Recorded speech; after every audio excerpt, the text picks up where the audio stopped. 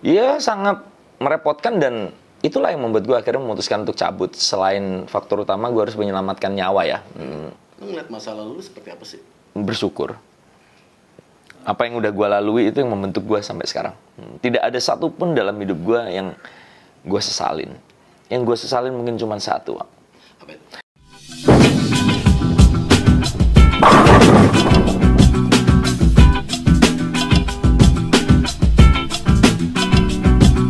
Yes, kawan-kawan seperjalanan, balik lagi di Bawah Asik di tongkrongan bareng Iwa sama anak klasik. Siapa anak klasiknya sekarang?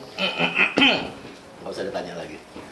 Brother! Oh. Anak klasik itu setingkat lebih terhormat dibandingkan anak lawas atau anak...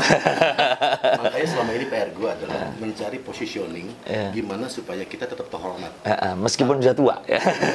Kalau gue bilang lawas, gue bilang tui, kesannya merendahkan ya. Tapi kalau klasik selalu priceless. Iya, kelas dan asik. Kelas dan dapat lagi kelas dan asik. Emang. Thank you, Wak, udah mampir ke rumah gue, Wak. Wah, thank you banget. Menyenangkan di sini dan kita udah ngobrol-ngobrol sebelumnya ya. Iya. Bro ya. Sekarang gantian gue menginterogasi. Aduh. Enggak sih. Kayak ini dong, apa lapor Pak dong. Alah, kayak apa. Tapi gini, ada satu hal yang gue selalu appreciate dari mungkin dalam hidup lo kenal sama yang namanya secret admirer ya. Gue adalah salah satu secret admirer lo. Not in love. Gue udah mulai agak nggak enak nih, Pak.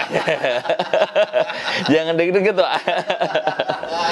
Tapi ini, ketika PR seseorang untuk buat satu produk, paling PR adalah repositioning. Ya. Hanya beberapa orang, buat gue ya, beberapa signature person yang bisa akhirnya lolos dari repositioning itu. Oke. Dan lo salah satu di antaranya. Not like S, tapi emang gue admire itu.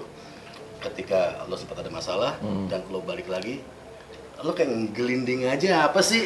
Wese ya. I'm the luckiest bastard. Iya, luckiest bastard alive lah mungkin. In the world atau Southeast Asia mungkin? In Bintaro ya. Iya, gue bersyukur, gue percaya banget ini. Banyak orang bilang keberuntungan itu tidak ada. Adanya adalah kerja kerasnya. Yeah. Tapi enggak. Kalau keberuntungan tidak ada, berarti kata-kata beruntung itu luck itu nggak ada di kamus dong. Yeah. Jadi kerja keras itu kewajiban, Pak. Ya dong. Yeah. Kerja keras, bikin sesuatu dengan bagus. Dalam hal ini mungkin lagu atau album ya. Kalau kita bicara dari Dewa ke gua, itu sebuah kewajiban. Tapi bahwa hasil itu juga melibatkan faktor luck atau mungkin hoki atau berkat Tuhan atau apapun bahasanya itu ya. Jadi gua saat itu juga nggak nyangka sebenarnya, Pak, bisa segelinding itu istilah lo. Mengelinding itu benar-benar natural. Iya. Ada beberapa orang yang menggunakan repositioning itu, bukan menggunakan ya, untuk repositioning itu artinya effortnya kelihatan banget. Iya. Kelihatan. Atau menjual kisah terzaliminya ya. Terzaliminya, whatever gitu ya, terlalu banyak akhirnya. Gue ngomong dari sisi ini ya, advertise dalam artian Marketing lah ya. Marketing, tapi bukan marketing yang kantoran dan lain sebagainya. Betul. Tapi bagaimana lo menyikapi diri, menyikapi, memboosting apa yang ada di diri lo itu. Gimana sih buat akhirnya effort yang nggak kelihatan, bro? Gue tuh memang orangnya gini ya, Pak. Gue punya ambisi iya. Iya. Gue bekerja keras mungkin iya. Tapi gue bukan tipe orang ambisius yang mematok segala macam itu harus pada satu titik tertentu gitu. Obsesif jadinya. Obsesif. Enggak sama sekali. Gue lebih kayak lu tadi, ngelinding.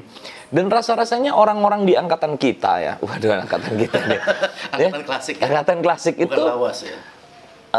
orangnya memang ya gitu, berkarya itu minimal kita menyenangkan diri kita, syukur-syukur ada yang beli gitu kan. Tidak kompetitif juga. Gue sangat tidak kompetitif orangnya, beneran. Ya. Apa yang dilakukan orang ya silahkan. Gue lakukan apa yang menurut gue sukain dan mudah-mudahan ini disukain orang. Sesimpel itu, as simple as that. Makanya ketika sekarang pun, Wak, gue terus terang aja, Wak. gue dari tahun 2013 sampai sekarang nih belum bikin hits gede lagi. 8 tahun. Ya udah, Apa yang gelinding aja. yang lo bikin lo ngerasa lo nggak bikin hits itu apa sih? Sementara emang lo masih ada audiens yang emang militan ke lo gitu loh. Itu kan dengan hits tabungan yang lama, Wak. Oke. Tapi kalau new hits setelah 2013, setelah Karena Aku Telah Denganmu, sama Cintai Lagu Sepenuh Hati, itu setelah itu nggak ada lagi, Wak. Gagal gitu. Tapi itu permasalahan Aerosmith juga kan? Artinya, Iya. bukan maksudnya itu udah Rolling Stone juga sih. Aerosmith whatever gitu Iya. ya. Rod Stewart juga, iya. Iya. Kita masih seneng lagu The First Car is the Deepest, I don't wanna talk about it, gitu ya. Artinya apapun yang dilakukan ya mereka menganggap itu adalah tabungan dulu. Iya. Buat gue itu bullshit. Itu nggak ada artinya ketika lu nggak berkarya sampai sekarang. Gitu loh. Mungkin gini, Wak. Nggak berkarya dan gini. Ini mungkin tepat. Ketika kita sudah tidak merepresent karya tadi dengan baik di atas panggung, kita kelar. Mungkin begitu. Iya. Nah, jadi kalau kita udah kedodoran di panggung, kita tampak asal-asalan di panggung, tidak mempersiapkan diri, tidak well prepared, terus kemudian juga tampak sudah out of date gitu ya, ketinggalan zaman. Nah, itu mungkin bisa dibilang selesai ya. Mungkin itu maksudnya ya. Kalau gue represent karya gue di atas panggung dengan penuh tanggung jawab, bandnya harus bagus, kayak which is band gue, ya itu memang gue lakukan, memang gue lakukan. Maksud gue itu tadi. Artinya bukan berarti lo punya karya bagus di masa lalu, lo akhirnya sekarang jadi cuek-cuekan. Itu juga yang bikin lo sekarang ini kan kerja keras lo di sekarang juga. Akhirnya orang ngelihat, mau ngeliatnya ke dulu lagi kayak ya Aerosmith juga, Rolling Stone juga kerja keras buat dia manggung ketika masing-masing umur 70 tahun. Dan ketika yang dibawain yang ditunggu juga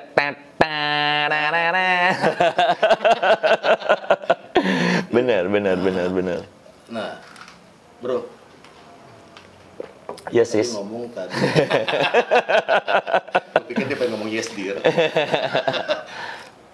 Ini lo tadi selalu bilang bahwa keinginan lo untuk apapun itu lo tampil baik, itu adalah tanggung jawab lo ke audiens lo. And whatever. Pernah kebayang gak sih kalau lo ini bukan rocker, lo kira-kira mau jadi apa sih? Gimana? Lo tuh bukan rocker. Lo mau jadi Itu pasti. Ya gue memang bukan rocker, faktanya ya. Pop ada rocknya tipis-tipis lah. Lo bukan lo yang sekarang. Lo bukan orang yang artinya dapat gifted untuk bisa di dunia seperti ini. Industri hiburan ini. Bayangan lo bakal seperti apa nih? Pendaki gunung lah. Oh ya? Iya. Jadi waktu gue SMA itu kan menjalani 2 profesi selain sekolah nih. 2 profesi selain sekolah. Gue sangat tekun di kepetualang alaman. Itu Jawa Barat, Jawa Tengah, Jawa Timur tuh udah gue daki semua. Jawa Timur tuh bahkan Semeru tuh 2 kali, Ulirang itu 5 kali. Gue sangat serius dan waktu gue mempersiapkan Dewa itu sedang pengen bikin ekspedisi ke gunung di Aceh tuh namanya apa sih namanya? Kok lupa ya, kebego gitu. Sama Aceh. Itu udah di sini nih. Ya pokoknya itu gunung di Aceh, tertinggi di Aceh. Sama pengen ke namanya Kartens Piramid. Nah, Kartens Piramid di Puncak Soekarno bener di Irian. Pengen ke sana. Nah, waktu itu gue merancang Lauser Aceh. Pokoknya yang mana yang jadi dulu, gue akan jalanin. Oke. Ketika lo bersamaan, ketika lo awal-awal sama Dewa. Iya. Kenapa gue juga bisa jalanin hidup sebagai pendaki? Gue waktu itu kan sering main ke Wanadri tuh. Mereka tuh bisa hidup dari komunitas jualan tas gitu. Kan kita tuh tidak ingin, sebenarnya cita-cita gue tuh kan bukan menjadi orang bermewah-mewah. Yang cukup aja hidup dan happy gitu, ya kan? Ya kalau nggak jadi petualang, ya jadi penyanyi. Kalau kantoran kayaknya gue nggak kuat, Pak. Karena salah satu cita-cita terbesar gue dari SMP itu tau nggak apa? Apaan tuh? Lebih tahu. Gue nggak mau bangun pagi seumur hidup. Nggak mau gue, Pak.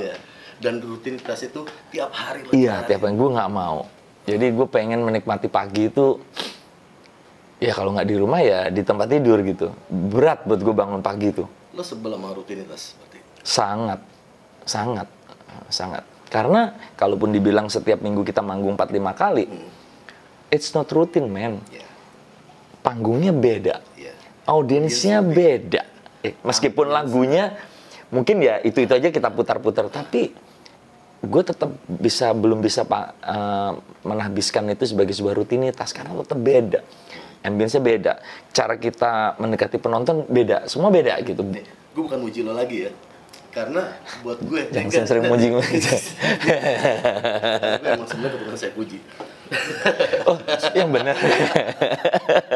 Saya puji legend loh. Saya puji yang istrinya banyak kan ya. Bukan, dia pedofil. Kecil udah diajar sama dia kan. Aduh. Enggak, tapi maksud gue gini, orang yang akhirnya nggak menemukan rutinitas di setiap manggung adalah orang yang mempunyai passion sendiri di setiap panggung. Karena gini, gue juga ada beberapa teman yang akhirnya menemukan rutinitas di panggung. Artinya, gue cuma bilang, lo berarti nggak menemukan passion di setiap panggung dong. Karena gue setuju sama lo, setiap panggung itu adalah Magicnya masing-masing. masih ada. Lo masih ngerasa deg-degan gak sih? Masih, Wak. Bahkan gini ya, acara segaring apapun ya, misalkan internal, itu buat gua adalah sebuah tantangan yang harus gua taklukkan gitu.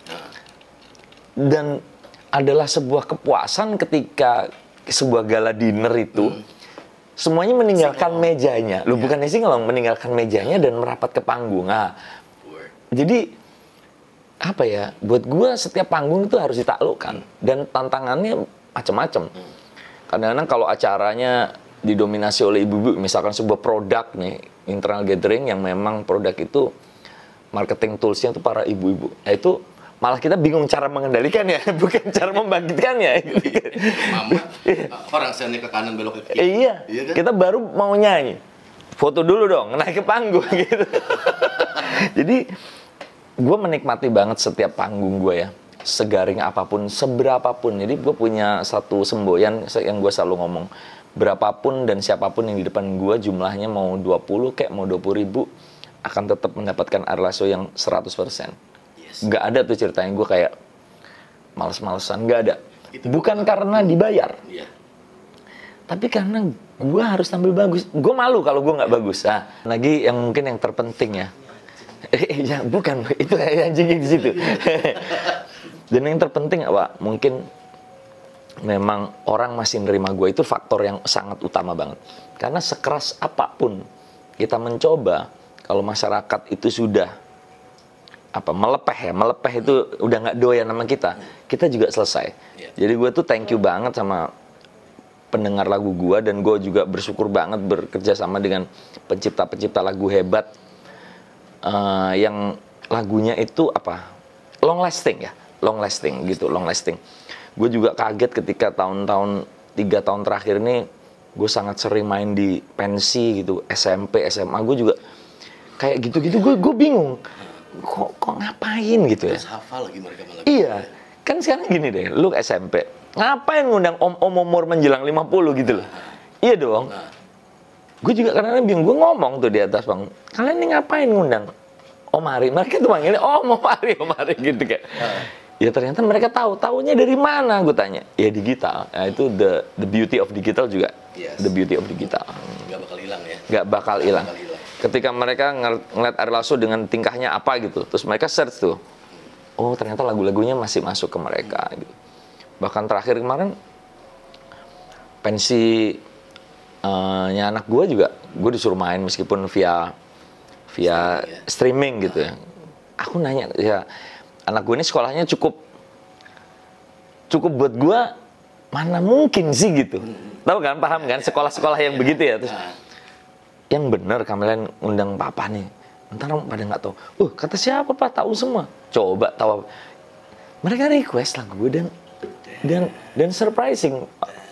Sekarang anak SMP gitu, lagu Hampa, Misteri Ilahi gitu, mengejar ilahi. Bahkan mereka belum dilahirkan gitu loh. Ya, hafal itu. Iya, minta gitu. Ya sama kayak gue kan, misalkan tahu lagu tikus-tikus got gitu. Batman Kasarung. Enggak, itu emang apa ya? Dulu kita mungkin ngerasa biasa ketika diundang konvensi. Ketika awal-awal ya. Ketika sekarang diundang konvensi kayaknya jadi yang bonus banget. Iya, karena sekarang masih sekian tahun, Wak, gue nggak masuk ke ranah itu, Wak. Sempat masuk kategori out of date mungkin ya. Entah apa magicnya yang entah apa momennya ketika tiba-tiba mereka pada ngundang gue di pensi. Kayaknya Idol deh kayaknya. Kayaknya Indonesian Idol deh kayaknya. Mulai dari situ ya. Mulai dari gue bikin juri Indonesian Idol tuh kayak mereka ngerasa relate lagi. Oh, ternyata Om Ari itu tidak setua yang kita bayangin gitu. Om asik lah gitu. Om asik. Om asik lah. Bukan om gatal gitu loh ya. Om asik gitu. Om asik. Soalnya kalau dibilang om gatal nih, perbedaannya dulu sama sekarang ya. Kebayang nggak? Dulu kalau misalnya kita ke klub, kita mau cuman pengen enjoy lagu di pinggir dance floor, kita gini, kita enak. Kalau sekarang di pinggir dance floor kita gini, udah kayak gadun gitu. Nyari mangsa. Nyari mangsa. Aduh, gue salah gue. Main kita di bar aja, di bar aja. Bro, ya. Satu lagi, gue sih percaya apapun yang lo panen sekarang itu adalah apa yang lo jalankan sebelumnya. Apapun itu, mau orang bilang suram segala macam, yang penting gimana sikap kita terhadap situasi suram. Betul. Sikap kita terhadap situasi terang. Semua orang punya masalahnya, tapi cara kita menghadapinya itu yang membedakannya. Itu yang membedakan. Itu udah kayak sidik jari kan. Beda-beda tiap orang. Apa sih yang ada di benak lo ketika emang lo waktu itu sampai mesti consuming itu berlebih pada waktu itu? Konsumsi heroin aja lah sebutlah. Itu ntar orang dipikir gue nyabu lah. Gue kan nggak terlalu doya. Jujur aja ya, Pak. Ini mungkin gue nggak pernah ngomong tuh buat lainnya. Ini sudah dikhawatirkan bokap gue ketika gue itu punya ketertarikan lebih terhadap zat gitu, terhadap substance. Tahu. Jadi dari kecil itu gue selalu tertarik dengan artikel-artikel yang berbau substance gitu. Keingintahuan gue tentang substance itu tinggi. Dan jujur aja ini mungkin kelemahan gue juga, Pak. Badan gue ini sangat peka terhadap substance. Misalkan gue minum Panadol, gue bisa merasakan itu sensasi Panadol. Gue bisa merasakan. Misalkan minum obat flu yang jenis ini gitu, yang ada ephedrine-nya gitu. Kayak Neozep dan misalkan Decolgen, itu beda itu. Nah, itu gue bisa.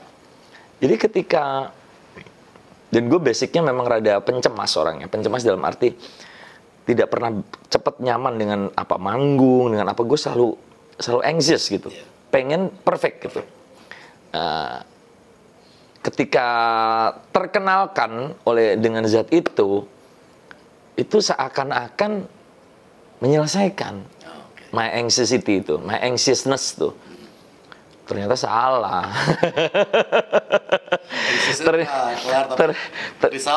Kelarnya sejam 2 jam gitu. Besokannya berminggu-minggu, bertahun-tahun. Nah itu, jadi drugs itu memang gue obses. Jujur aja gue obses dari masa remaja tentang drugs.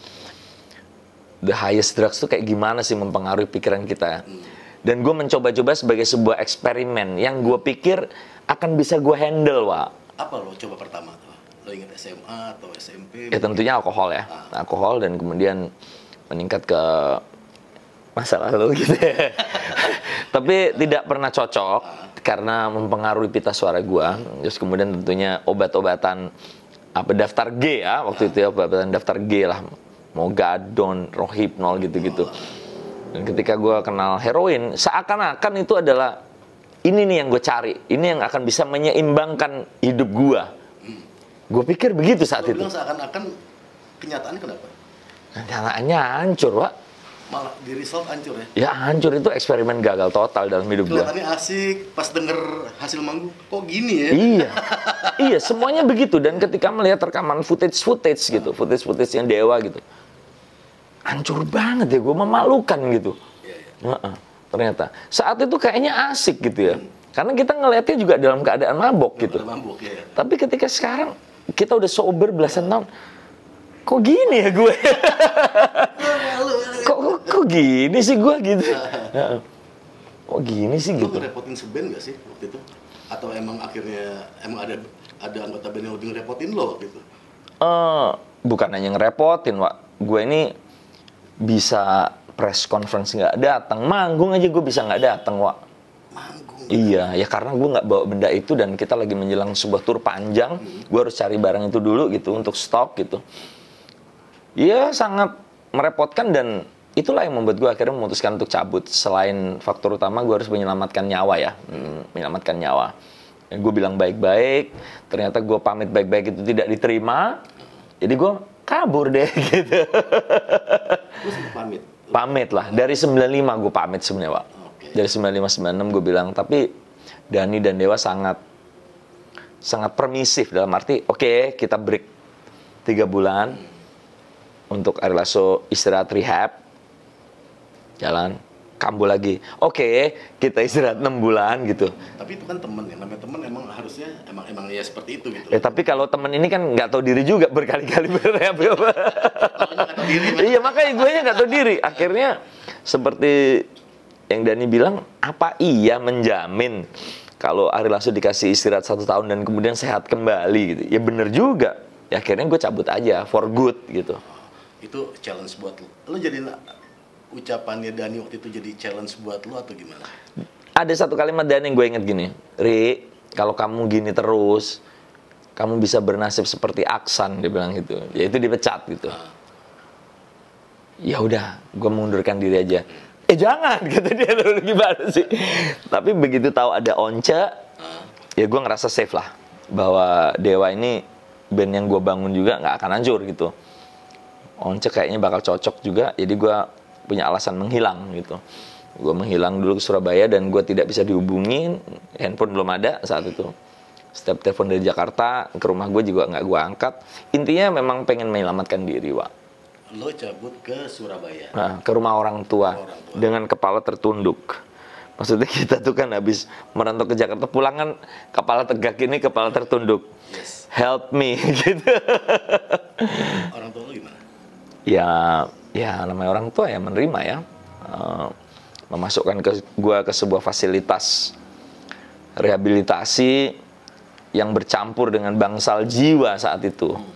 Ya dong, saat itu fasilitas rehabilitasi itu belum sesuatu yang mewah, yang terpisah, yang gimana-gimana, dan gue juga nggak ada duit gitu. Jadi ya terpaksa kita menjalani rehabilitasi bahwa drugs itu adalah sebuah penyimpangan jiwa kan, ya kan? Penerimaan orang tua lo gimana? Ketika lo emang akhirnya admit, mom, dad. Udah dari 97, Wak, ngaku, Wak. Okay. Udah dari 97 dan berkali-kali jatuh kemarin. Bokap nyokap, almarhum bokap. Mereka merangkul, tidak ada marah sama sekali, nggak ada marah. Ya ini sudah barang kejadian, gimana caranya menyelesaikan gitu. Lo berasa gak sih kalau emang kita pernah ngomong masalah bonus ya? Yeah. Bonus ini doa dari orang tua juga tuh ngerasa banget gak sih lo? Iya, bukan cuma doa ya, blessing ya, bahkan pengorbanan nyawa mereka. Gue tuh kan, nyokap gue tuh meninggal ketika gue belum sembuh, Pak. Dan nyokap gue tuh meninggal, gue anterin di saat gue masih make, dan gue bilang, udah pokoknya habis ini Ari Jani sembuh. Jadi bukan cuma sekedar doa ya, pengorbanan nyawa. Kalau di kasus gue ya, di kasus gue, benar kasus. Jadi salah satu hal yang kadang-kadang bikin gue agak, kok jadi melo ya, Pak? Agak seng gitu ya, nyelekit gitu kalau nyokap gue ini belum pernah tahu anaknya bisa sober dan sukses lah gitu, bisa membangun rumah tangga, bisa punya apa yang diimpikan dari kecil gitu. Nyokap gue nggak ngalamin, nyokap gue meninggal tahun 2000. Nyokap lo sekarang, kalau emang lo ada kesempatan buat ngomong nyokap? Ya, terima kasih untuk pengorbanannya. Kalau misalkan nyokap gue saat itu tidak dalam kondisi itu dan meninggal, mungkin gue juga nggak sembuh gitu. Karena benar setelah itu gue benar-benar sembuh setelah nyokap gue meninggal. Kita butuh trigger ya. Kadang-kadang orang-orang tolol kayak kita nih butuh trigger dari lu. Sebisa mungkin jangan sampai ada trigger gitu, ya, mesti ya. Mungkin emang dari diri kita ya. Memang dari diri kita, cuman ya memang nggak gampang, makanya jangan gitu. Itu loh, itu inti pesannya. Kalau udah masuk tuh susah keluar, yang nggak enak. Jangan dilihat Mick Jagger, jangan dilihat Keith Richard gitu. Iya, mereka punya sidik jari yang berbeda soalnya. Iya, kayaknya nabi mereka tuh. Atau jangan-jangan kita dibohongin dulu. Iya. Pura-puranya aja mereka make. Sebenarnya enggak juga. Iya, ternyata sampai sekarang sehat. Iya, panjang umur, udah 76 lagi. 6 loh, dan masih bisa konser selama 1,5 jam nonstop. 2 jam lebih. 2 jam lebih. Gue terakhir nonton mereka di Makau. Tur mereka tuh di Makau gue nonton. Itu gila. Rolling Stone, Mick Jaggernya joget-joget, Keith Richardnya. Jadi satu gedung itu, satu area itu tidak boleh merokok. Tapi mereka bayar fine itu supaya mereka bisa ngerokok di atas panggung. Gila gak? Fine-nya negara itu, apa, denda, itu mereka bayar. Yang penting mereka bisa ngerokok. Bisa ngerokok di atas panggung. Itu di atas ampli gitarnya si Keith Richard tuh ada beberapa jenis minuman ya. Ada jeruk, ada air putih, dan ada beberapa yang udah tergelaskan gitu. Ngerokok terus ya. Wah, ini gila. Ini jangan dicontoh nih. Genetisnya beda nih gue rasa. Ya DNA-nya beda. Iya, DNA-nya beda bener-bener. Beatles atau Rolling Stone, berarti lo lebih Rolling Stone ya? Kalau in person secara figur Rolling Stone. Tapi kalau lagu ya Beatles lah. Beatles. Tapi gue lebih ke Queen sebenarnya. Dibesarkan dengan Queen lah. Sangat. Gue sendiri agak ke Beatles-Beatlesan ya. Ya sound beda lah ya. Tapi secara progresifnya lebih agak. Beatles nggak ada lawan lah ya. Kalau udah bicara ke situ ya nggak ada lawan memang. Tapi kalau sebagai sebuah figur ya, sekarang John Lennonnya udah mati ya kan? Iya. Keith Richard sama Mick Jagger masih jogetan mulu. Ini baru keluarin lagu baru loh sama Dave Grohl, Foo Fighter, lagu tentang apa judulnya? Easy Sleazy kalau nggak sih ya. Gue kemarin lihat apa premiernya, tentang pandemi ini. Masih begitu gayanya. Mungkin juga harus kawin beberapa kali juga mungkin.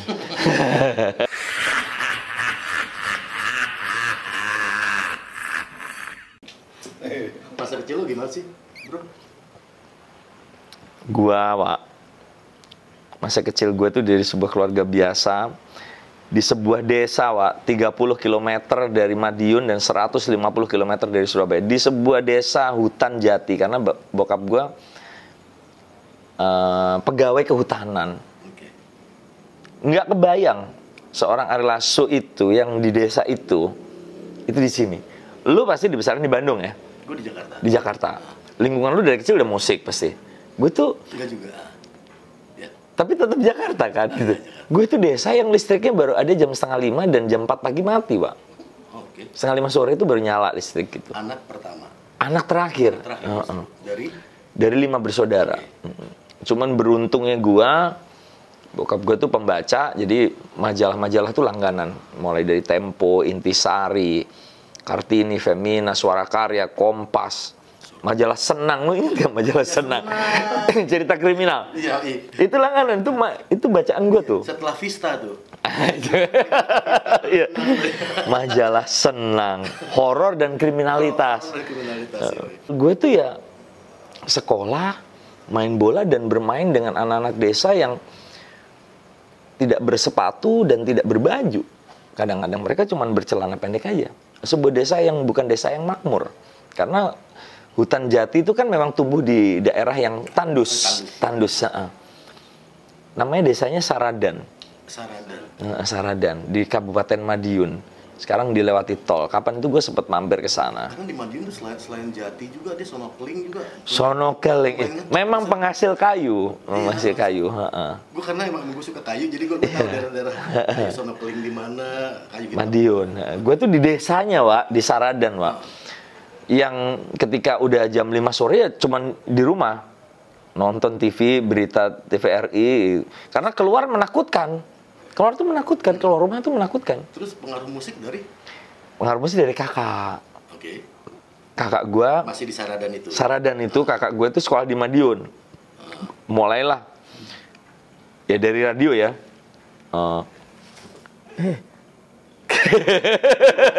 Dari mana dia? Oh, pintunya nggak ditutup berarti. Beda. Kaget gue. Kagetan ya. Tadi ambil tuh waktu gue kesini. Rocker sama rapper kaget. Kagetan, kagetannya nggak keren sama sekali. Biasanya kan shit man, gitu. Ini kita kayak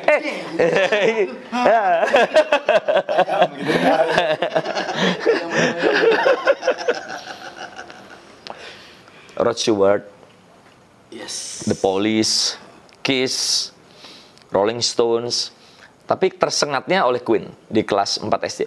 Kelas 4 SD ya. Queen Bohemian Rhapsody. Itu bener-bener gue kayak kaget.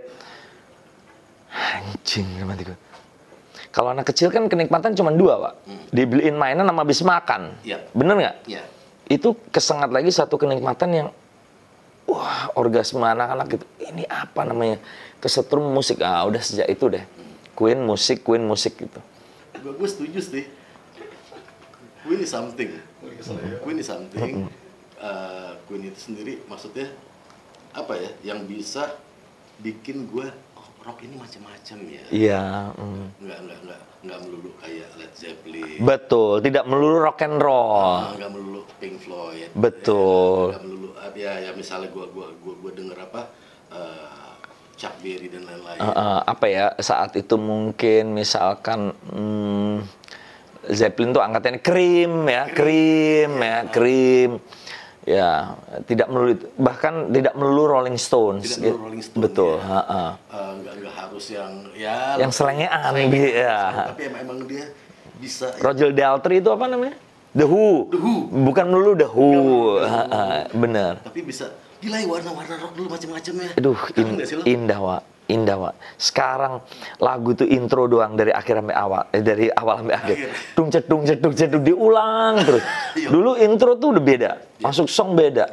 Aduh, indah. Interlude udah beda. Indah. Bridging-nya juga udah beda. Iya. Ya makanya sekarang musik ya sekedar sorry ya, agak numpang lewat gitu. Ya. Setuju nggak ketika emang ada salah satu kritikus, gue lupa namanya, kritikus musik di Amerika yang bilang mungkin setelah ini nggak akan ada band lagi yang seperti Metallica. Ya percaya, percaya gue. Karena apa nih? Lo percaya karena emang kualitas atau emang karena perputaran di sosial media begitu cepat?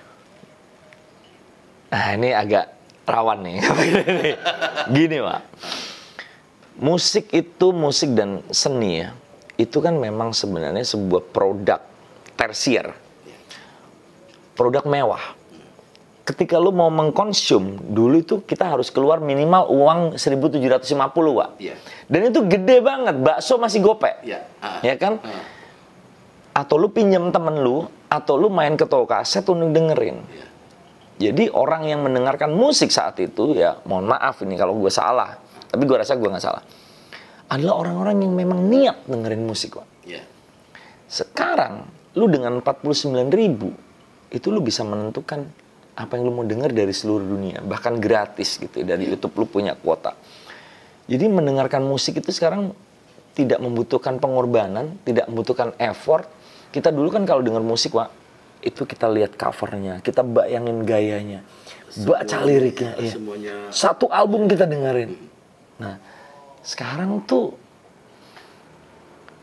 ya mudah aja orang dengerin musik kan. Dari mana aja bisa. Ya itu perubahan zaman, keniscayaan. Iya. Tapi makanya lahirlah generasi-generasi instan. Iya. Musisi-musisi pun instan. Bahkan ada sebuah pengamat musik ya, gue pernah baca waktu itu, nggak ada legend lagi sekarang. Nggak ada. Dan tidak akan pernah diciptakan legend lagi. Dan Itu mungkin sekarang peras habis, lupakan. Ciptakan bintang baru. Gitu sekarang tuh. Dan lirik ya. Dave Grohl tuh pernah bilang, if number one hits in the world now, it's about boobs and kalau pantat tuh apa? Butts. It's about boobs and butts. There's something wrong in the world. Dia bilang gitu. Itu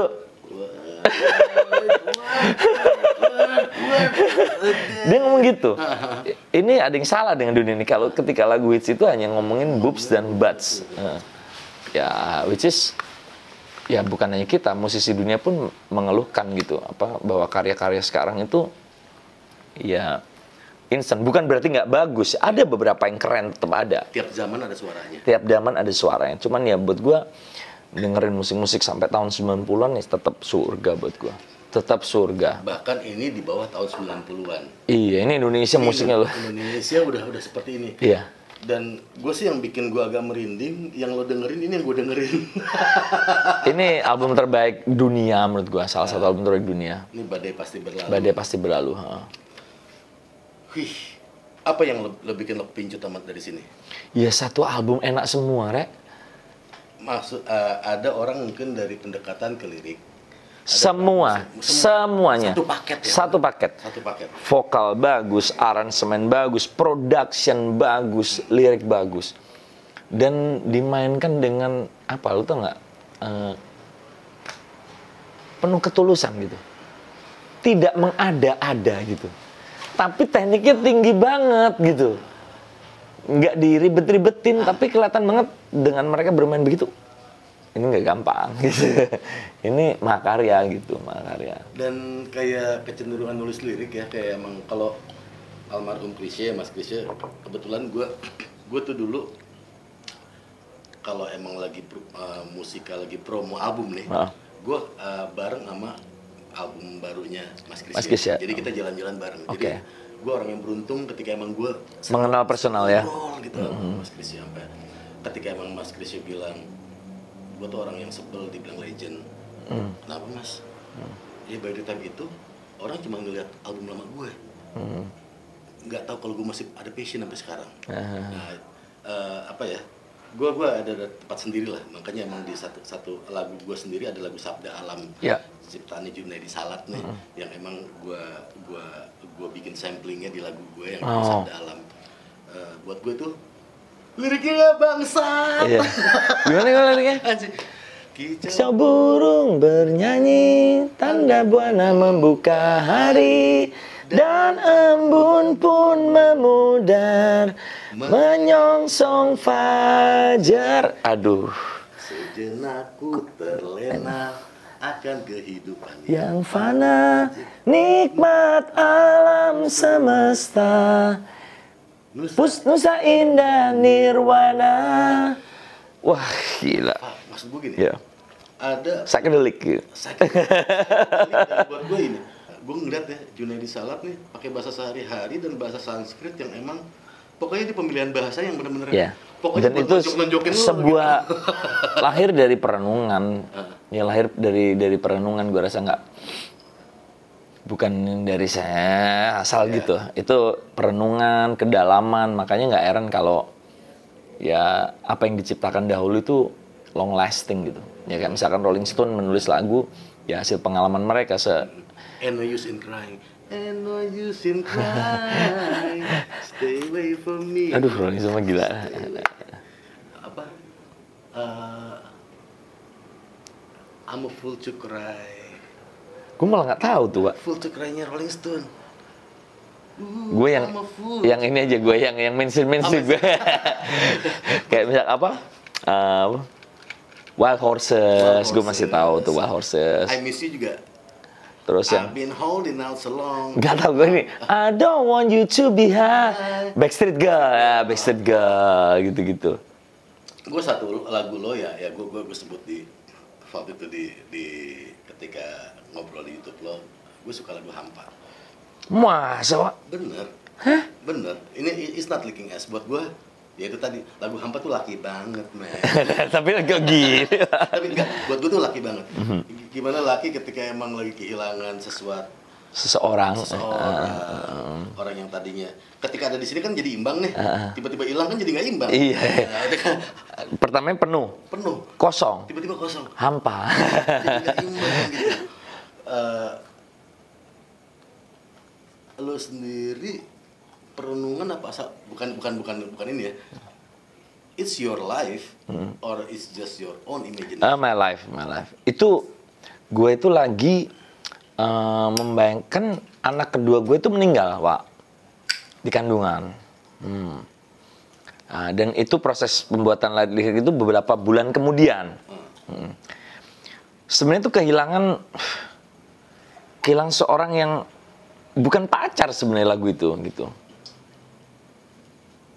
Tapi gue harus twist ya lah ya demi biar orang nggak terlalu personal gitu. Gue twist seakan-akan itu sebuah kisah cinta gitu. Tapi jujur ya Wak, dari gue nulis kalimat pertama dan kemudian ketemu refnya, entah di mana dirimu berada, hampa terasa hidupku, itu gue ini kayaknya bakalan it's gede. Ini karena waktu gue mainin sambil nulis itu gue aja udah merinding gak karuan Wak. Yang mana rasa merinding itu kan tidak setiap saat kita rasakan ketika kita berkarya Wak. Bener loh Wak, itu datangnya itu kalau misalkan kita bikin album 10 itu mungkin datang di 2-3 lagu ya. Yang lain tuh kayak lebih ke energik ya. Energi kita aja yang tercurah gitu. Bukan sesuatu yang datang ya. Bukan sesuatu yang datang tiba-tiba kayak wah, ini kayaknya bakal jadi nih. Dan ternyata bener lagu itu jadi salah satu lagu hits gue terbesar yang umurnya udah 18 tahun ya. Iya, 18 tahun. Dan masih relate sama sekarang. Iya. Karena emang lagu yang penting relate ya. Om Hampa gitu. Om Hampa. Tapi emang ya, gue suka banget lyrically, musically, buat gue it's not licking ass kan sekali lagi. Gue rapper man. Ya, bahasa gue orang bilang, wah lu pasti dengerin rap tiap hari. Salah. ada White Snake di White Snake di song list gue. David Coverdale ya. Ada Poison di Poison. Jadi apa? Unskinny Bob, you blew me away. Unskinny Bob. Aduh itu gila. Def Leppard itu salah satu my all time fave glam rock. Lagu yang mana ya yang jadi album Hysteria. Lagunya nyaris semua. Love Bites, Hysteria, Pour Some Sugar on Me, kemudian Armageddon. Semua gue suka tuh. Itu album, gue SMP itu, gue bilang rock bisa manis gini ya gitu. Distorsi tapi manis banget. Dan gue ngefans banget sama gitarannya siapa yang udah meninggal tuh karena kecanduan alkohol, gitarisnya. Aduh lupa ya, kok jadi gini ya otak kita ya. Drummernya Rick Allen. Satu tangan kecelakaan. Joe Elliott bukan sih, kok bisa lupa sih? Lo berdosa besar lo. Joe Elliott. Bahkan seorang bukan Katy Perry, siapa penyanyi satunya saingannya Katy? Steve Clark ya, Steve Clark. With Gibson hanging on his knees ya, kan julukannya kan Gibsonnya gantung di dengkul gitu. Aduh, itu salah satu tour mereka yang video yang bener-bener gue tonton tuh ya, video Def Leppard, Adrenaline apa ya, itu album Historia namanya album itu. Tour yang di Amerika tuh itu gila. Manis tapi laki gitu loh. Ya. Tetap laki. Itu tadi maksud gue. Hampa itu, ya gue gini, buat gue tuh, tapi itu kan lagu manis, tapi laki men. Maksud gue gini, laki, ini gue ngebayangin lagu Hampa itu adalah lagu yang cocok ketika gue depan orang begini. Depan bini gue, depan anak gue, gue masuk kamar mandi, gue nyalain shower baru gue nangis. Nggak boleh ketahuan. Tapi tetap laki-laki nangis. Kalau nggak di mobil ya Pak ya, di mobil. Di tol. Lu orang spiritual Pak? Orang spiritual. Yes. Gue mungkin gue bukan religius ya, tapi gue sangat percaya sama hal spiritual. Iya. Spiritualis lah ya. The highest. Ya. Sama. Iya, sama. Gue bukan orang religius yang melaksanakan kewajiban secara penuh sebagai pemeluk Kristiani, gue akuin ya. Tapi bahwa kehidupan kita ini tidak terlepas dari campur tangan Tuhan, itu gue tetap setiap hari berdoa, dan gue selalu memaknai, gue selalu memaknai hal-hal yang terjadi dalam hidup gue, baik manis, pahit, kemegahan, keterpurukan, itu selalu gue hubungkan dengan ketuhanan itu. Iya, bener. Termasuk COVID gitu. even COVID, dan lo sempat kena COVID. Iya. Lo pernah ketika lagi COVID itu sendiri, lo sempat ada ngerasa, oke, this is the end? No. Enggak. No. That's the No. spirit. No. That's the spirit. Lu tau nggak? Nah, Ketika gue kena COVID itu gue bilang gini ya Pak, dan semua orang bingung sama mindset gue. Thank you God, I'm the chosen one. Chosen one untuk hidup. Ya gue dipilih untuk dapat COVID dan untuk melewatinya. Gue istilahnya turut merayakan festive ini gitu. festive berasa banget. Iya gitu. Satu dunia festive. Iya. Ada seorang sahabat gue nanya, ketika gue positif dan gue mulai menjalani, apa perasaan lu sekarang? Ya gue bersyukur aja, bersyukur dipercaya Tuhan untuk menerima cobaan ini, karena gue yakin banget Tuhan gue tuh nggak akan mencoba gue melebihi kemampuan gue pasti sembuh. Tinggal tunggu waktu aja. Seberat apa ya gue jalanin. Wah, ini kayak rokoknya enak nih, bagi ya. Oh sila. Cuman udah rokok beneran nih bro. Emang yang nggak beneran apa? Yang nggak beneran yang bikin gue kena.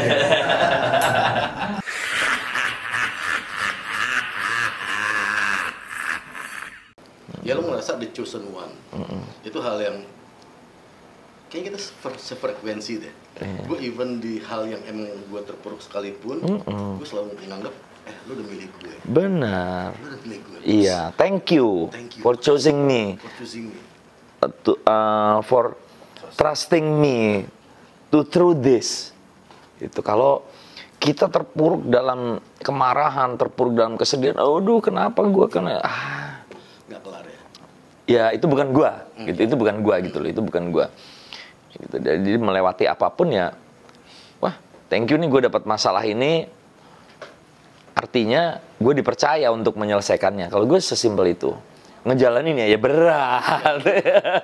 Nggak segampang itu. Tapi kan kita memang manusia tugasnya gitu di dunia gitu. Tapi ketika emang lo akhirnya, ini gue balik lagi nih ya, ketika lo akhirnya berkarir lagi dengan istilah yang bangsat itu. Iya.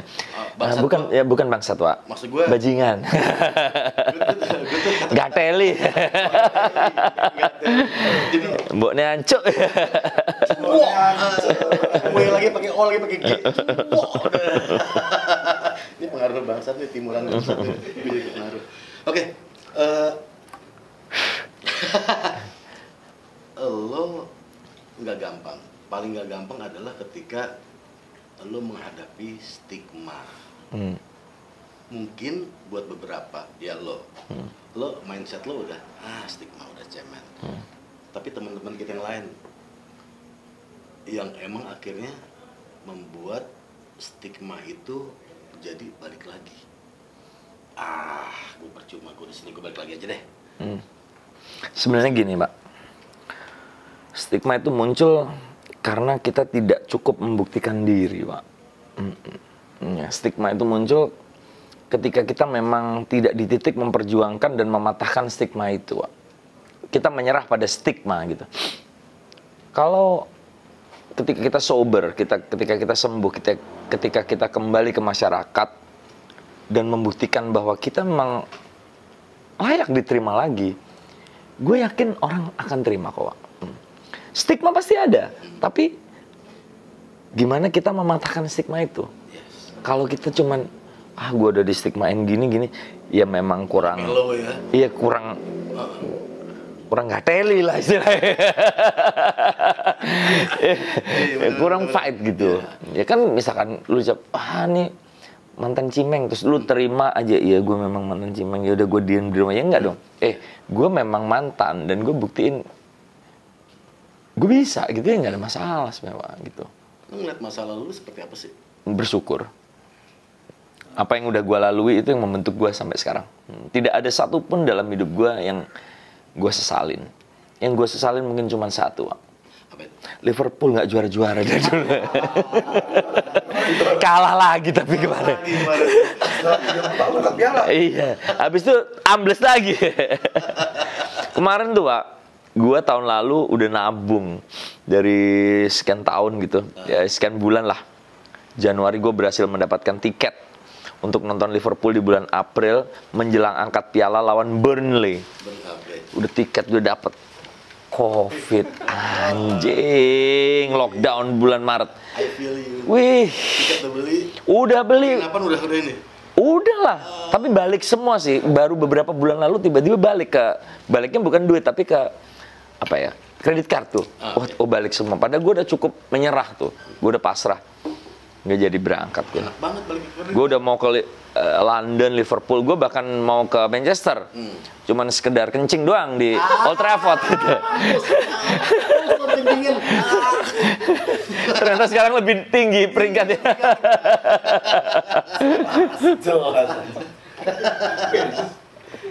Gue udah rancang tuh. No Blue City dong sekarang. Noisy Neighbor itu aduh. Tapi terbukti Kebetulan dapet owner yang kayak raya banget aja, bisa main bagus. Chelsea ownernya kaya juga nggak juara-juara. Gue sebagai anak jembatan nih, Stamford Bridge. Stamford Bridge. Chelsea, Didier Drogba. gue nggak mau di musim ini. Gue nggak mau di musim ini. Sekarang Tuchel ya pelatihnya, lagi bagus nih, lagi bagus dong, lagi bagus lagi dong. Selalu telat, satu session maju, dirubah lagi, udah. Ya. That's Chelsea. Ya, yang namanya cinta, gue harus accept it as it is. Chelsea zaman Drogba, Lampard, gila. Michael Essien main di Persib bro, Michael Essien. Iya. Tapi gue tuh justru suka Chelsea ketika emang mereka cuma jadi 4 besar dan gak juara. Ketika siapa Ruud Gullit jadi pelatih. Oh ya. Zola. Karena emang bukan Zumi Zola ya. Gianfranco Zola ya. Gianfranco Zola. Iya, Tore Andre Flo anjir. Zaman-zaman itu Tore Andre Flo. Kaki ke kakinya tuh dia mematahkan kick and rush-nya gaya Inggris. Iya. Waktu itu kan mulai dengan gaya Itali, gaya Spanyol. Itu zaman-zaman itu Liverpool lagi darkest ages tuh. Liverpool zaman itu. Aduh. All in waktu itu ya. Iya, pokoknya zaman nggak pernah bisa juara tuh. Ada aja kendalanya. Padahal Robbie Fowler lagi gila-gilanya juga waktu itu. You know what? Gue paling nggak bisa tweet war tentang bola. Pertama, bokap gue Arsenal. Ya kan, bokap gue sama adik gue yang di bawah gue. Adik gue paling kecil Manchester. Ada satu om gue, dia sangat Liverpool. Jadi mereka yang gue sayang gitu. Gue jadi yang kalau emang gue mau ngecengin tuh gue nggak tega. Gue sih nggak pernah ngecengin yang lain sih. Gue pecinta Liverpool, gue nggak pernah membenci atau ngecengin yang lain. MU doang. Karena kurang ajar. Nggak, karena MU tuh penggemarnya kurang ajar loh. Iya lo, bener loh. Gua tuh lagi posting apa aja tuh. Kayak kemarin nih kalah nih, misalkan. Kemarin kan sempet kalah terus nih si Liverpool. Gua tuh lagi posting apa aja tuh, tau gak? Fokus bang, Liverpool lagi kalah, fokus bang, gitu aja. Dan itu semua penggemar MU gue tahu. Iya. Kalau MU menang, kenapa gue yang di tag gitu loh? Apa hubungannya pentingnya buat hidup gue? Nggak ada gitu. Aduh, sekarang sih tiarap dulu lah gue lah, nggak banyak ngomong dulu gue sekarang. Liverpool, Ross Stewart sempat punya saham di Liverpool ya, kalau nggak salah ya. Kalau nggak salah ya. Awal-awal sebelum. Kalau yang pasti itu Fulham itu miliknya pemain piano itu siapa? Elton John tuh salah satu pemilik Fulham kalau nggak salah tuh, Fulham ya. Iya, Ross Stewart sangat Liverpool banget dari dulu ya.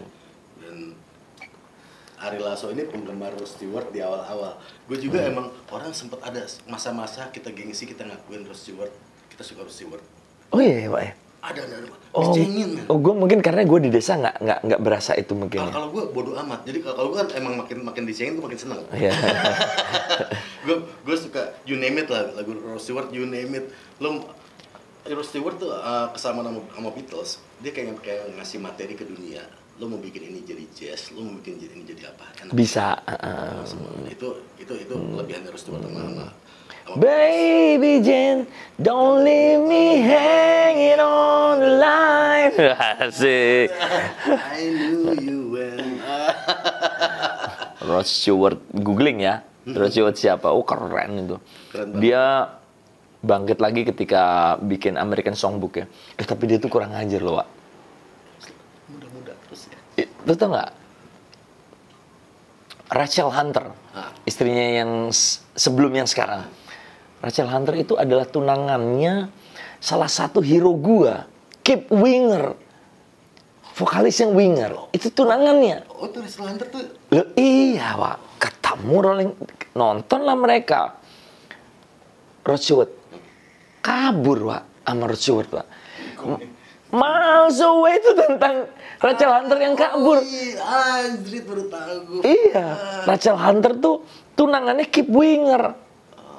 Kip Winger itu grup band namanya Winger ya, lagunya Miles Away kayak gitu-gitu. Tuh. Dan kemudian meledak lagi Rod Stewart itu dengan American Songbook yang menyanyikan lagu-lagu standar Amerika dengan gaya dia. Kaya lagi dia.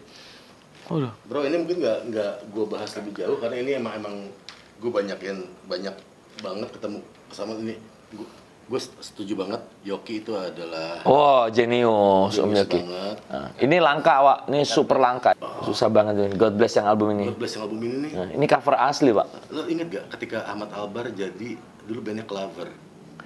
Cloverfield. Cloverleaf kok. Cloverleaf di Belanda. Di Belanda. Di Belanda. Itu gokil ya. Gue PHP-nya lengkap Cloverleaf. Oh iya? Serius. Yang 7 inch single. Lengkap gue. Cloverleaf. Ahmad Albar itu aduh.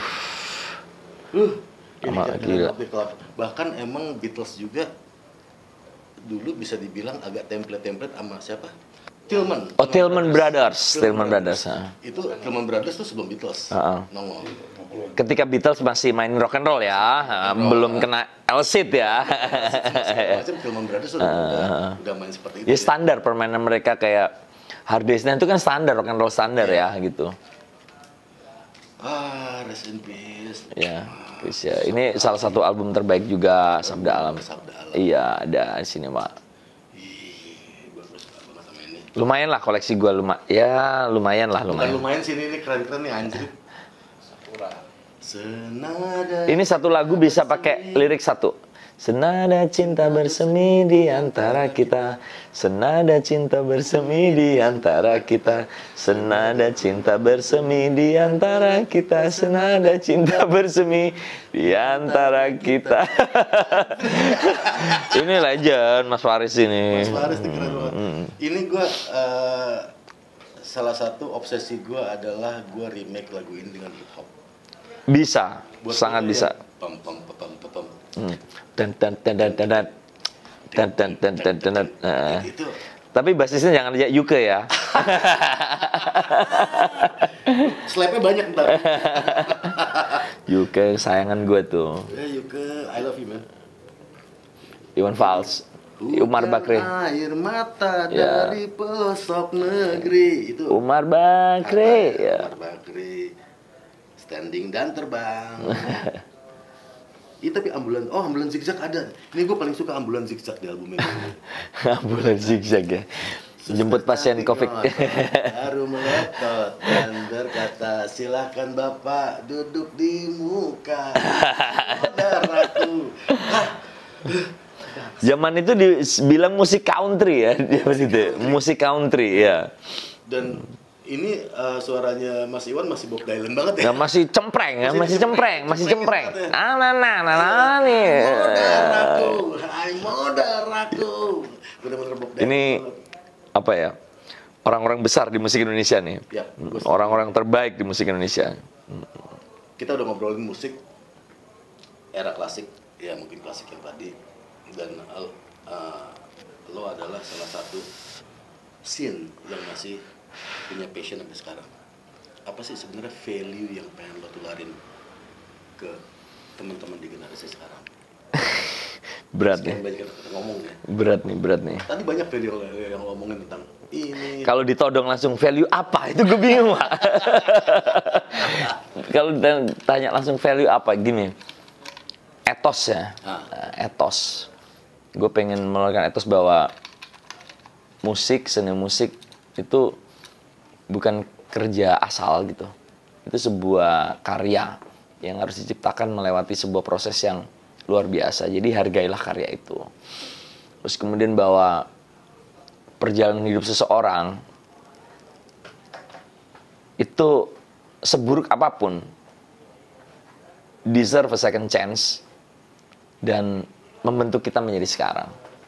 Jadi untuk teman-teman di luar sana yang masih bergulat dengan berbagai macam hal pergulatan hidup, kalian itu deserve second chance. Kalian pasti bisa bangkit. Nah, gue lebih ke situ. Jadi ya gue aja waktu itu hancur, Pak, bangkrut segala macam. Ketika kita merasa this is my second chance, this is my second win gitu, ya manfaatin itu. Manfaatin itu. Don't broke another hearts gitu. Jangan patahkan hati orang-orang lebih banyak lagi yang menyayangi lu gitu. Word. Bro, thank you banget. Gua rasa ini obrolan paling ngehe sih di Asik sini. Obrolan yang kemana-mana tapi mudah-mudahan ada manfaatnya. Mudah-mudahan. Percaya ini bakal ada manfaatnya. Ada Lasso di bawah Asik di tongkrongan bareng Iwa sama anak klasik. Anak klasik singkatannya? Kelas dan asik. Ini juga nih. Thank you, Wak. Thank you, Wak. banget. Thank you.